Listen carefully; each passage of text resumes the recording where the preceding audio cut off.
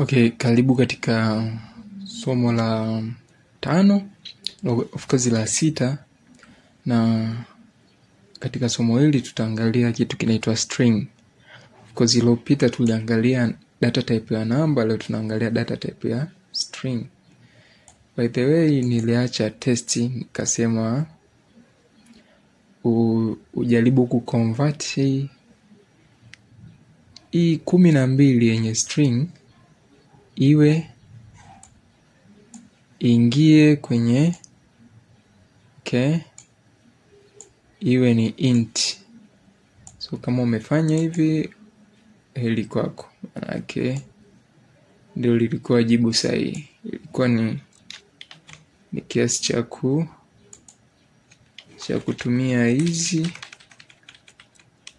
mfano y equal to, then una print hizi values, print x and y. So kama unavyoweza kuona ndo majibu. By the way, kama umepata 12 kwa 12.0 ndo jibu sahihi. Sasa sijajua umefanyaje. Anyway, tunaingia kwenye hii, tutaongelea kitu kinaitwa string. Okay?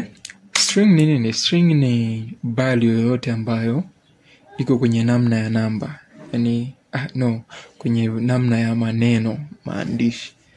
So tuliona tukiandika namba kwenye Python hatuhitaji kuziwekea quotes. Lakini string ni lazima ziwe na quotes.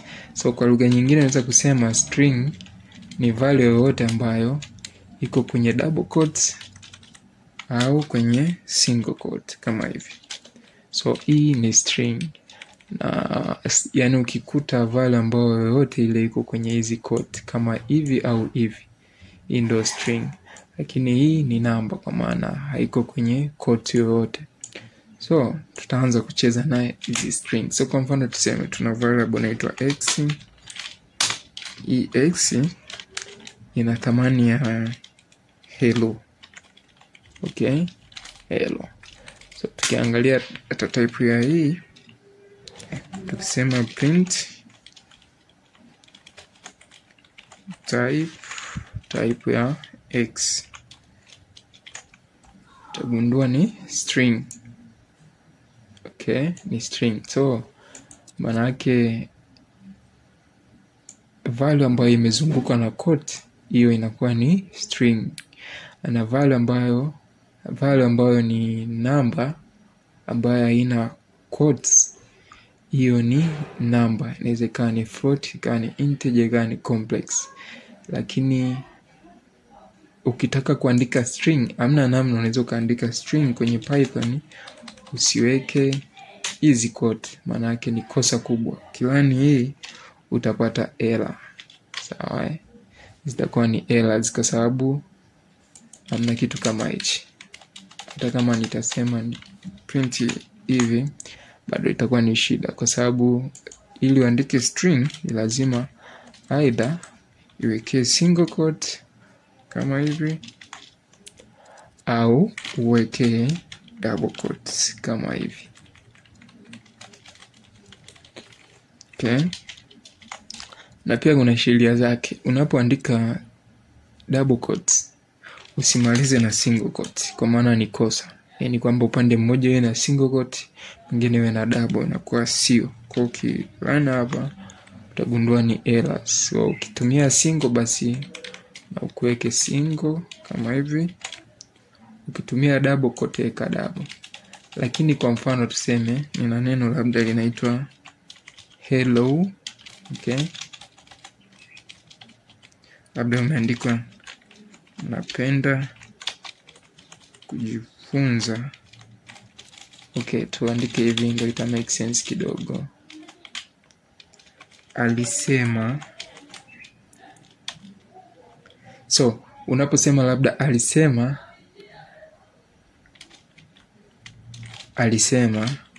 napenda kujifunza Python.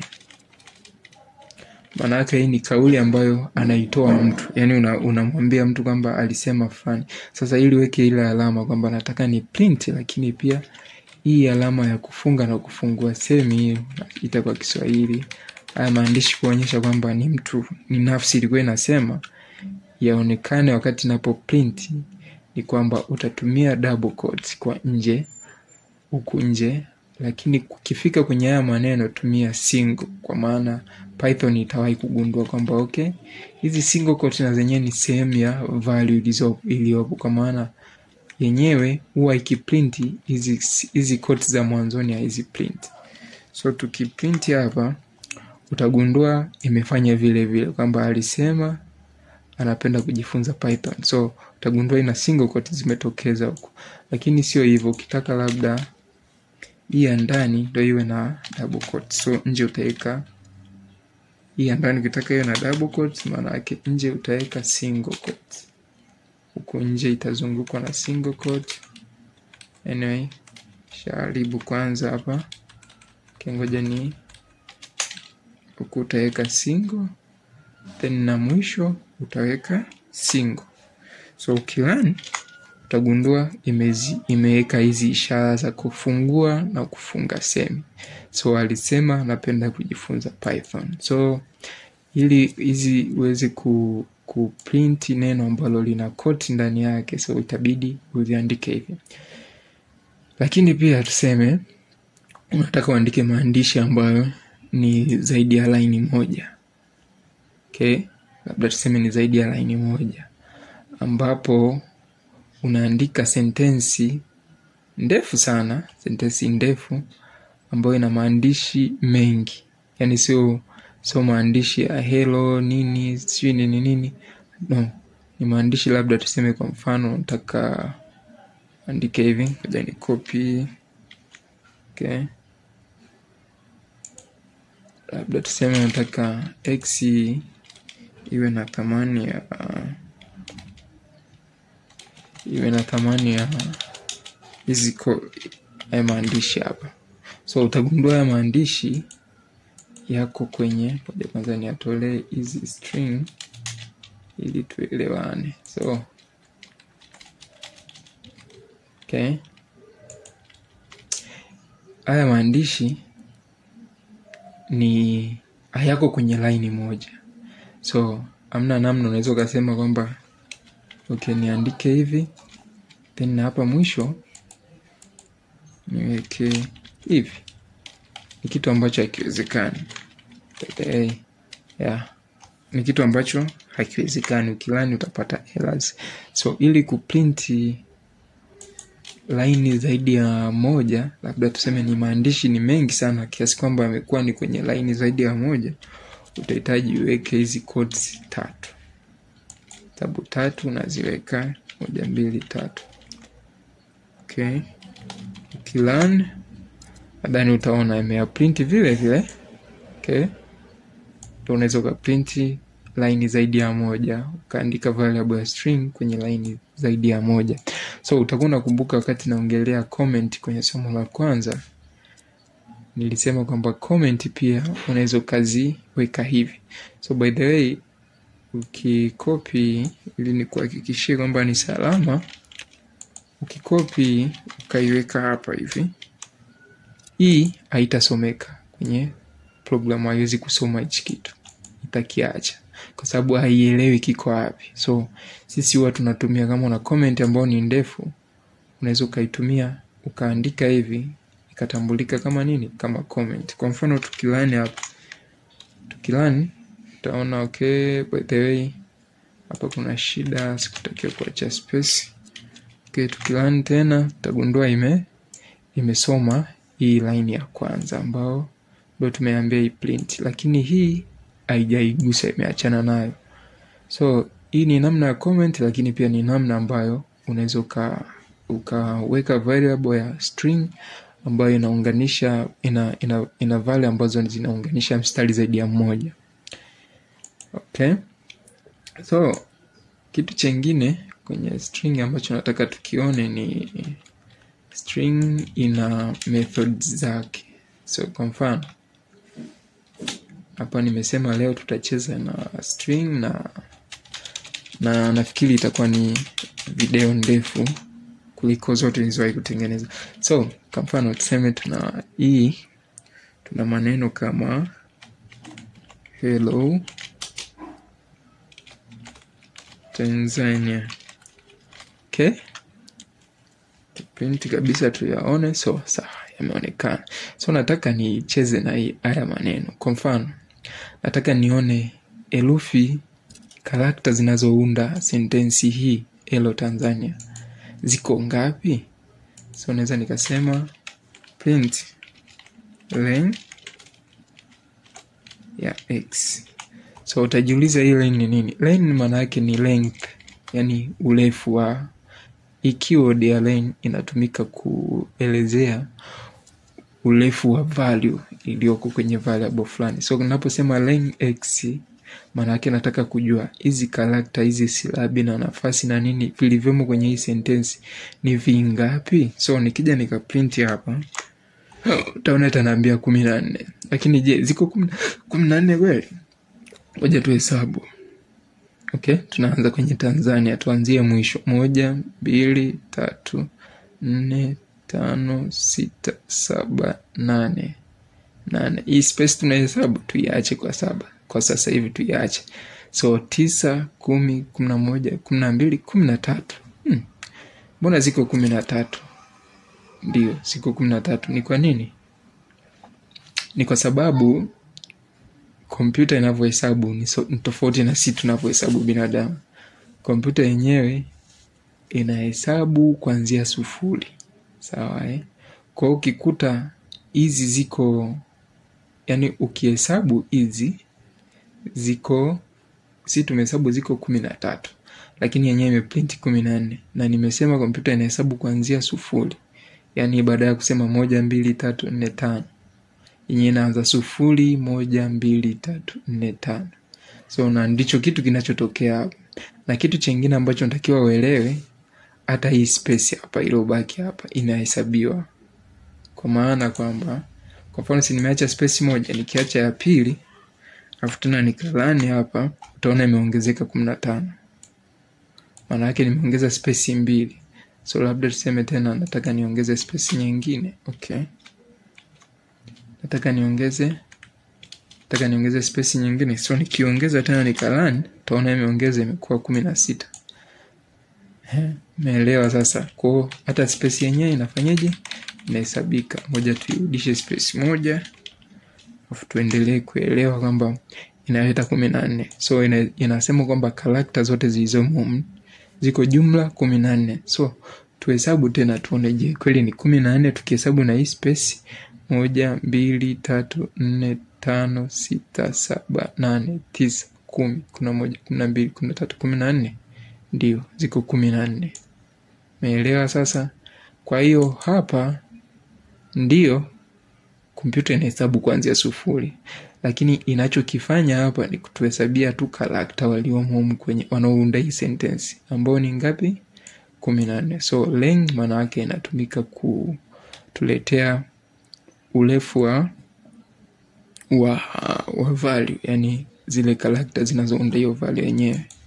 So hiyo ni method ya kwanza. Lakini ya pili nataka iwe ni strip. So kuna keyword inaitwa strip. Strip ni nini? Strip yenyewe inadili na space. Kwa mfano nikiacha hapa space na hapa nikaacha space, then tuseme tu kawaida nataka ni print tu x bila kutumia strip. Kwa nikiprint utaona imeanza kwa kuacha nini? Nafasi hapa, lakini na mwisho imeacha nafasi.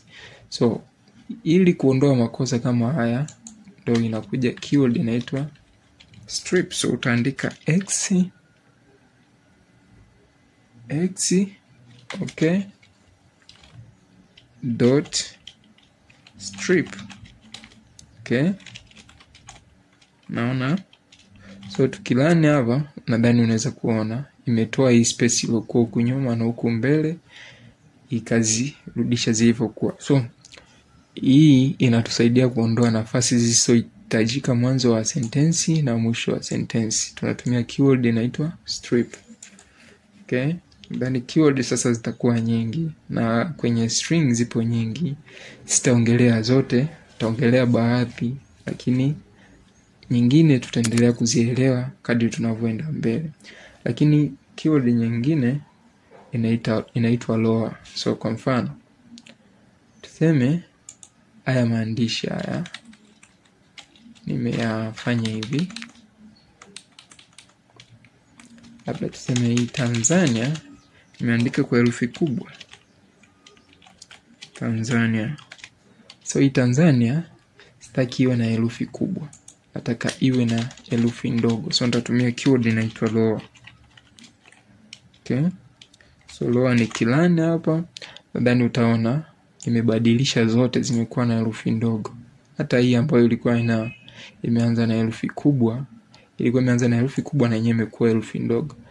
Okay? Hiyo ndo keyword inaitwa lower. Lakini pia kuna keyword nyingine, tuirudishe hii. Tuandike kwa herufi ndogo Tanzania. Hii tuite okay, hii tuiache hivi hivi. Kuna keyword nyingine inaitwa kama ilivyokuwa lower, kuna keyword nyingine inaitwa uppercase. Hapa of course na yenyewe inatumika kubadilisha, ile ilikuwa inazibadilisha kutoka kuwa uppercase kuwa lowercase, lakini hii inazibadilisha kutoka kuwa uppercase kuwa lowercase. Kwa mfano hii inazibadilisha kutoka lowercase kuwa uppercase. So kwa mfano tukilani hapa utagundua maandishi ya Hello Tanzania yamekuwa kwa herufi kubwa, wakati huku tumeandika kwa herufi ndogo. Okay? Sawa. Hiyo ndo keyword ya hapa na lower. So kuna keyword nyingine inaitwa replace. So labda tuseme hapa labda mwandikaji labda alikosea akaweka herufi Z hapa. So hii keyword ya replace. Okay? Wanaandika vizuri. So hii keyword inachukua value mbili. Kwanza utaelezea ni herufi gani unataka uiondoe kwenye maandishi. So kwa mfano mimi hapa nataka niondoe Z, alafu then niweke T. Okay? So kitakachotokea ni kwamba ita search kwenye haya maandishi, ikikutana na sehemu pameanza na Z itapatoa, itaweka paanze na T. So nikilani hapa utagundua hapa kwenye value yenyewe husika tulikuwa tumeandikwa Tanzania. Imagine tulikuwa tumekosea. So tunapokuja ku replace hapa na Z tuka-replace na T, maana yake badala ya kuwa Tanzania ita print Tanzania. Okay? Hiyo ni keyword ya replace. Lakini keyword kama nilivyosema zipo nyingi, na keyword nyingine ambayo nataka tuiongelee ni keyword inaitwa split. So kwa mfano haya maneno ni mawili. Tuweke vizuri hapa. Hii ni Tanzania, hii ni hello. So na hii tuitoe replace, tutumie keyword nyingine inaitwa split. So hii split kazi yake ni kazi yake ni kwamba itayaprint ya maandishi, lakini itayagawa katika vifungu viwili na itayatofautisha kwa kutumia hichi nitakachokiweka hapa. So kwa mfano nikiambia iagawanye kwa kutumia huu mkwaju, yani weke koma pale baada ya neno iweke koma. So tukija kuprint utaona imeprint neno Tanzania na imeyatofautisha. Of course imeweka kwenye string. Okay? Imeweka kwenye string na imeyatofautisha, yani imeyatenganisha. Okay? Bila shaka nafikiri hapa okay, sawa. Hapa ndo inatofautisha kwa maana imeyatenganisha kutoka hello na Tanzania, imeweka kwenye namna ambayo ni kuyatofautisha kabisa kwamba huku kuna Elo, huku kuna Tanzania. Hiyo ni keyword ya split. Lakini pia kuna keyword inaitwa in na not. Okay. Jinsi ya kuzitumia hizi ni kwamba kwa mfano tuseme tuna variable inaitwa z, afu tukasema tans, yani tans in. So tutatumia keyword ya in, afu tunaelezea variable ambapo tuna search. So kitakachotokea ni nini? Kitakachotokea ni kwamba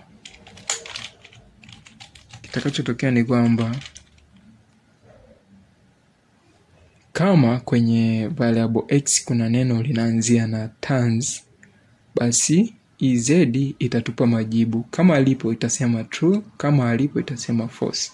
So tukilani hapa itasema ni true. Lakini vipi tukatafuta neno ambalo halipo? Kwa mfano tukasema bibi. Okay? Tukalani hapa.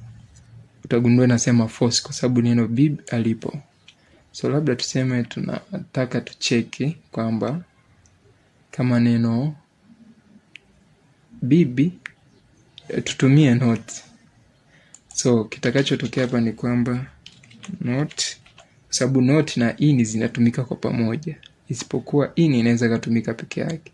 So kwa kesi kama hii tunatumia zote kwa pamoja. Maana yake ni kwamba tunauliza hivi, kama bib haipo kwenye x, basi itupe majibu. Kama haipo, basi itasema ndio. Kama ipo, itasema hapana. So hii ni kinyume kidogo na ile ya mwanzo. Kwa hiyo tukilani hapa bado jibu litakuwa ni nini? Itakuwa ni false kwa sababu jibu litakuwa ni kama bibi haipo kwenye x, jibu litakuwa ni true kwa sababu bibi kweli haipo. Itasema true. Kwa nini? Kwa sababu tumetumia bibi not in x. So maana yake bibi haipo kwenye x ni kweli.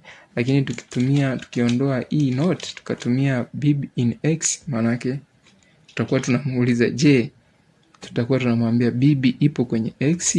Atajibu hapana. Kwa maana yake atasema false. So nafikiri hapo tumeelewana jinsi ya kutumia in and not. So keyword nyingine tutaendelea kuzitumia mbeleni. Lakini nafikiri kuna keyword moja ni muhimu sana tuifanyie kazi hapa. Kwa mfano hii keyword inaitwa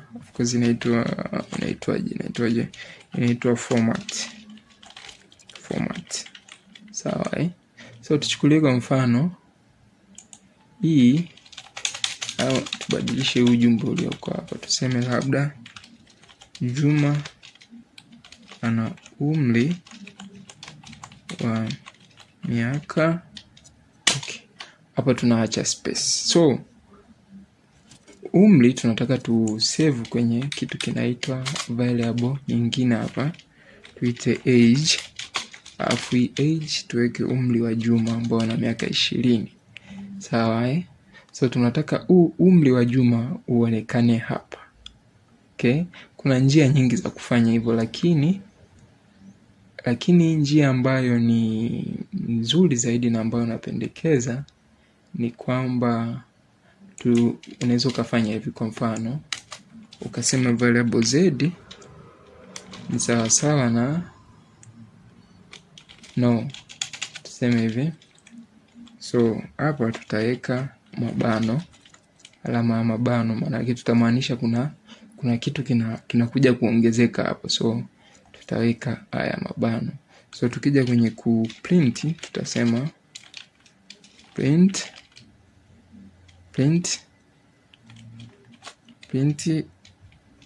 x dot format what, tutaweka ile value sasa ya age. So tukija ku print hapa utaona inatuambia Juma ana umri wa miaka 20. Ni kwa nini imekuwa hivi? Ni kwa sababu age imekuja ikaongezeka kwenye hapa, sawa Lakini kuna namna tena nyingine ya kuprint string. Kwa mfano tuseme huyu,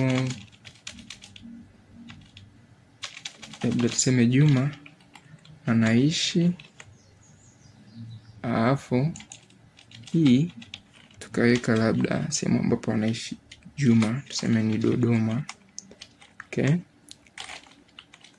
Dodoma.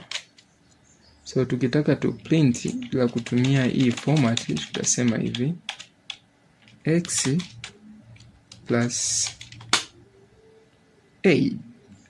By the way ni sawa, lakini ngoja tuweke jina ambalo linaendana na kile tunachokiandika. So mji, andike mji labda. So tutasema x plus mji. So tukilani hapa utaona imesema Juma anaishi Dodoma, lakini kwa jinsi ilivyoandika anaishi Dodoma ni kwamba imeunganisha maneno yote. So tunaweza tukaiambia hivi kwamba hapa kabla ya kusema anaishi wapi, hemu ongeza space hapa. Ongeza space hapa, Afrika plus. So maana yake ni nini? Maana yake ni kwamba x ni sawa na Juma anaishi, afu jumlisha nafasi hii, alafu jumlisha na mji anaotoka Juma. Ukija ukalani hapa utaona imeandika vizuri.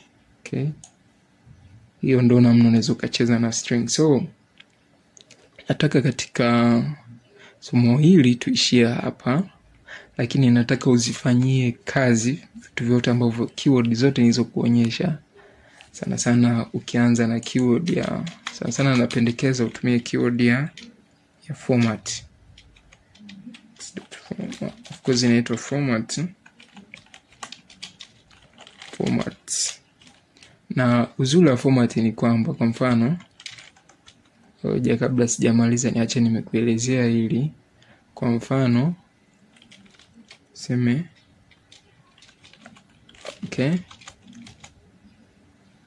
seme shule yetu iko mkoani. Shule yetu iko mkoani. Kozi nataka tuweke kwenye string, naitwa labda tuseme text equal to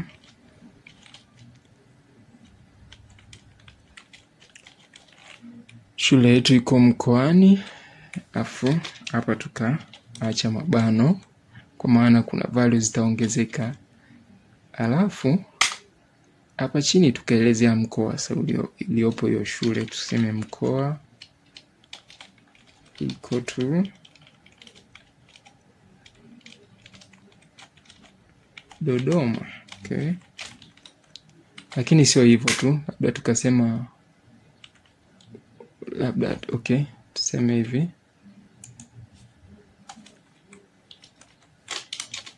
na umbali wake ni kilomita hizi. So maana yake na hapa tutaweka kilomita. So tutakuja hapa tuongeza kilomita. Weka kilomita sawa na labda kilomita 20. So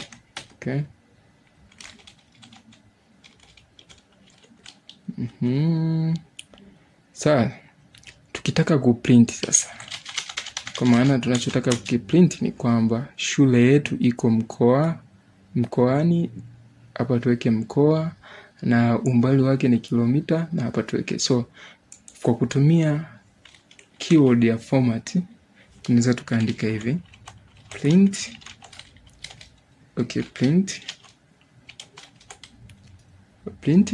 text, so text dot format.